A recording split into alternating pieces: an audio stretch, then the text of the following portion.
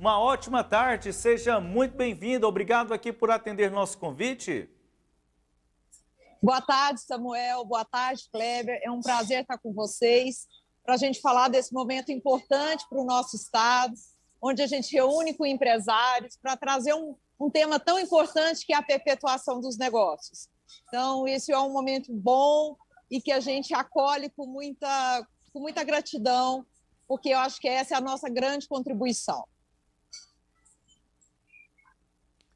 Alessandra, você destacou aí a perpetuação dos negócios.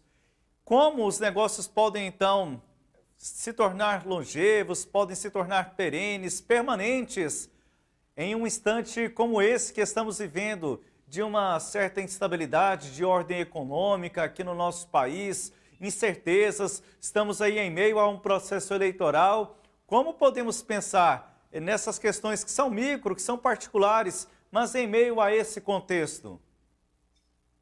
Quando a gente pensa no cenário econômico, político, a gente, melhor do que ninguém, a gente sabe da importância dos empresários para a perpetuação cada vez maior de uma economia pujante.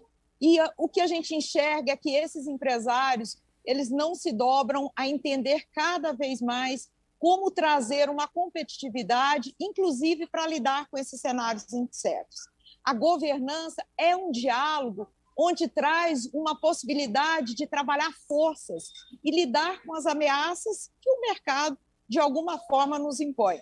Então, são diálogos que têm uma entrega de longo prazo, mas trazem uma reflexão importante para uma atuação de curto prazo, seja na perspectiva econômica ou seja na perspectiva política. E aí a gente, então, começou aqui a nossa análise na macroeconomia, vamos então entrar nessas relações familiares, para que essas empresas familiares tenham essa longevidade. O que a gente precisa primeiro separar, Alessandra, em relação à própria questão familiar, as relações entre as pessoas, os problemas e até mesmo as questões que são muito particulares entre os integrantes de uma família e os assuntos de ordem profissional, os da empresa, aquilo que precisa ser visto no negócio para que ele tenha a sua sustentabilidade, para que ele possa trazer um retorno para este grupo familiar. Samuel, o que a gente vem percebendo é que cada vez mais as empresas elas buscam a profissionalização. Então, empresários que têm uma atuação cada vez mais competitiva, e sendo esses dentro de uma perspectiva de empresas familiares, eles trazem um diálogo, entender cada vez mais os valores dessa família, como entender cada vez mais, evoluir com esse patrimônio de uma forma consciente, responsável, com práticas que, de fato, sustentem cada vez mais a perpetuação desse negócio. O que a gente percebe é que esse diálogo vem crescendo muito. E os empresários do nosso estado, cada vez mais, eles entendem a importância disso, porque isso está diretamente ligado à perpetuação dos negócios. E juridicamente, quando a gente pensa, Alessandra, numa questão para propriamente trazer uma segurança nos atos realizados pela empresa, o que deve pensar para que cada integrante dessa organização tenha a sua responsabilidade, respeitar o seu espaço, mas até mesmo para evitar eventuais conflitos, o que juridicamente é importante a gente pensar também nessa organização? Fala do processo de governança, a gente fala realmente em trabalhar com várias parcerias. E aí, quando a gente pensa em patrimônio, a gente pensa em blindagem patrimonial. A gente pensa em construir, de fato, acordos e diálogos com esses núcleos familiares, onde as regras possam ficar estabelecidas de forma clara, construtiva. E aí, sim, ter um entendimento de como lidar com temas que, às vezes, ficam na ordem emocional. Então, os acordos, as estruturas de conselho que são estabelecidas nas empresas, elas vêm com essa entrega de facilitar o entendimento e essa relação dos negócios com a família. O nosso assunto aqui neste instante, no Sinal Aberto, estamos falando com você sobre as empresas familiares, os desafios e os caminhos. E estamos aqui recebendo no sinal aberto a Alessandra Luzini. Kleber Ferreira, os seus questionamentos. Alessandra, boa tarde. Boa tarde, Kleber. Eu gostaria de começar perguntando o que é a principal causa, ou quais são as principais causas da falência da empresa familiar na passagem de uma geração para outra. Já há esse diagnóstico? Hoje, o que a gente mais percebe, às vezes, é a falta de um olhar pensando a longo prazo. Ou seja, a importância de estabelecer, de fato, um diálogo onde se discute pilares importantes dentro desse contexto familiar, onde a gente vê a família cada vez mais se profissionalizando para isso, os negócios sendo entendidos enquanto uma perpetuação. Quando esse diálogo não é estabelecido, Kleber, tem uma quebra de confiança e aí sim acaba sendo muito mais difícil pensar a perpetuação dos negócios. Então, é conveniente para quem tem um negócio familiar, e 90% das empresas brasileiras, de acordo com o IBGE, são empresas familiares, responsáveis por 65% do PIB nacional. Então, para quem dirige uma empresa familiar, o ideal é que ele, ao longo da sua gestão, vá preparando a família para fazer a transição e a sucessão? Nós diríamos que é a única condição de pensar a perpetuação do negócio. Incluir a família num diálogo mais profissional. Trazer temas que, de alguma forma, era discutido só no ambiente familiar, mas dentro de uma estrutura que, de fato, possa trazer um melhor entendimento. Seria trazer, por exemplo, a família para dentro da empresa e levar a empresa para dentro da família ao mesmo tempo, onde houvesse a participação direta dos membros familiares nos destinos da empresa, ainda que estes membros não tenham assumido nenhum posto na empresa neste momento em que são chamados para o debate? Eu acredito que é pensar qual é o lugar da família nos negócios e como que esses negócios precisam dialogar com a família. E qual é o momento ideal para o comandante de uma empresa trazer aquele que ele acha que tem assim, a maior vocação, o maior dom, a sua preferência para ser o seu sucessor no comando? Em que momento ele deve trazer para dentro da empresa e colar nele ali, lado a lado? Kleber, eu acho que essa talvez é uma das melhores orientações que a gente pode dar para as empresas familiares. A sucessão, ela não pode ser pensada só quando o fundador se vê já querendo sair do comando. A sucessão quando ele quer aposentar, né? Quando ele quer aposentar e falar, agora eu preciso de um sucessor, fulano dá conta. Aí não funciona mesmo. Não. A sucessão tem que ser pensada num processo onde esse fundador esteja, inclusive, muito ativo e contribuindo de forma consciente desse processo de profissionalização. A sucessão não é só um passar de bastão.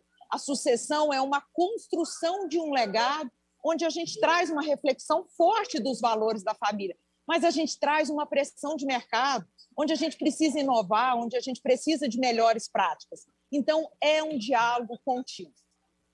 Pois é, seria o quê? Ali no final do ensino médio, no início da vida universitária, ou desde muito pequeno já começar a trocar ideias acerca dessa possibilidade, porque há um momento em que aquele sucessor ele vai ter que começar a fazer uma gestão paralela, né, junto com quem está comandando a empresa, pelo menos eu penso assim, né, não sei se é assim, né, paralela, e depois vai fazendo gradativamente a sucessão propriamente dita, né, a transição, e depois deixa o sucessor tomar conta dos negócios antes que aquele cabeça da empresa perca toda a sua capacidade de gestão, enquanto ele esteja ainda ativo nos negócios. Tem um momento certo, uma faixa etária certa para eu, por exemplo, trazer o meu filho, a minha filha para os meus negócios? Kleber, as boas práticas de governança, ela nos orienta a entender que os conselhos de família, a partir do momento que eles são estabelecidos, eles estabelecem um entendimento de como introduzir esses membros da família, que necessariamente eles não vão estar diretamente no comando da família processo de atuar nas empresas é um processo que vai depender, de fato, de um olhar muito mais voltado para o negócio, de competência, de habilidade, que possibilite ele, de fato, assumir. Colocar os filhos tem a ver, colocar os membros da família, o processo de inserir e entender que ambiente é esse, ele começa muito, muito cedo, quando os conselhos de família já começam a falar da responsabilidade desses membros de família. A gente pode dizer, então, que cuidar da sucessão dos negócios da família é um processo educativo? Talvez a única certeza que nós temos. Cuidar da sucessão é a gente estabelecer um diálogo de desenvolvimento, de educação, de formação. Não é só uma relação de poder, é o inverso. O poder ele é um processo de construção, de autonomia, na medida que essa pessoa, esse indivíduo, vai, de fato, conseguindo fazer diferença.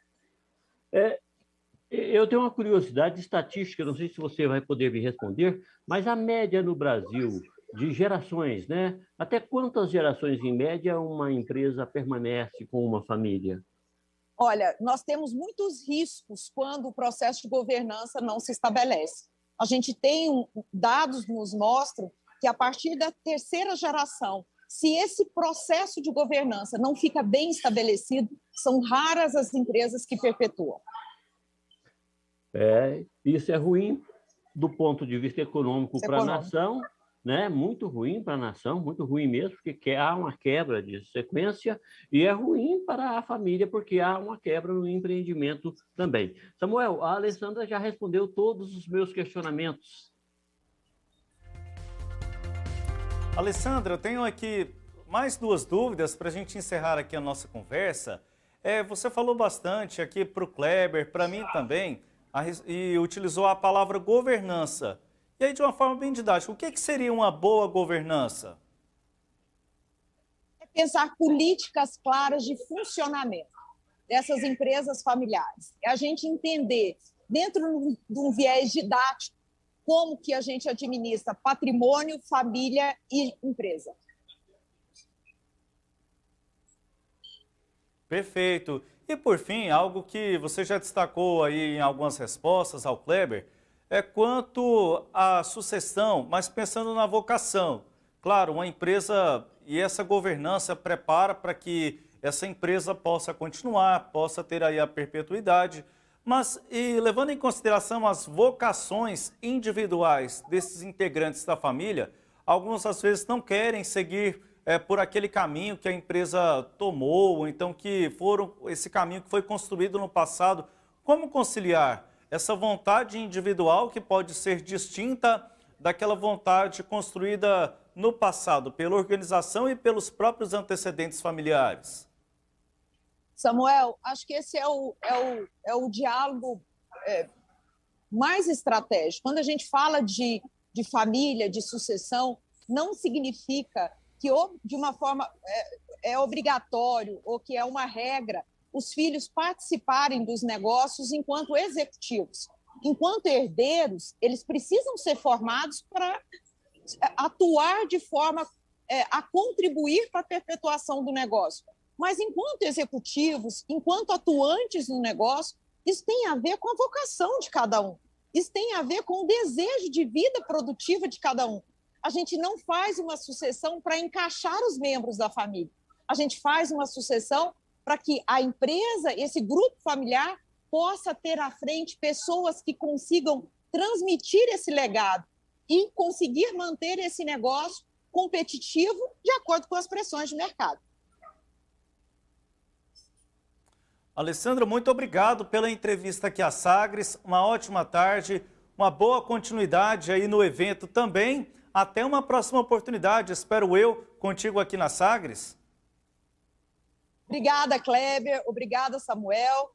E a gente que agradece a oportunidade da gente disseminar a importância do processo de governança no nosso Estado e a perpetuação não só das famílias de empresários, mas dos empregos que nós acabamos de gerar quando nós temos essas famílias sobrevivendo a tantas pressões de mercado. Nós agradecemos novamente a Alessandra Luzini. A Alessandra é CEO da